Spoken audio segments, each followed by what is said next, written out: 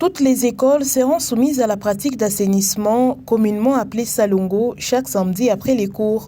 C'est la décision prise par le ministre de l'Enseignement primaire, secondaire et technique, Tony Mwabakazadi. Les responsables d'école reconnaissent avoir cet apprentissage dans les cadres du travail manuel aux élèves. Pour ces responsables d'école, cette pratique d'assainissement est mise à la disposition des élèves du cycle primaire et elle existe au courant de la semaine dans le but d'entretenir les milieux. Le travail manuel n'est pas oublié. C'est une pratique qui existe dans toutes les écoles. Si jamais cette pratique n'existait pas, vous aurez trouvé que nos écoles seraient sales. Mais nous faisons cela au cours de la semaine.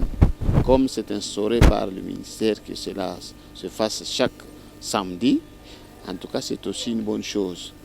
C'est quelque chose que nous faisions déjà toujours, c'était déjà en pratique. Toutes les écoles le font.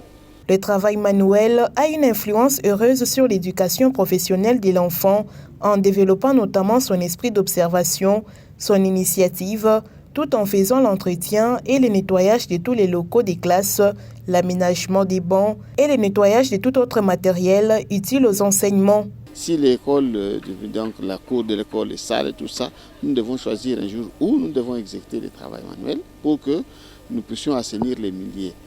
Vous savez, il y a des maladies qui sont causées par l'insalubrité. Si vous n'êtes pas propre, donc ça pose un problème. Et surtout que nous encadrons les enfants. Et les enfants doivent nécessairement vivre dans un milieu sain.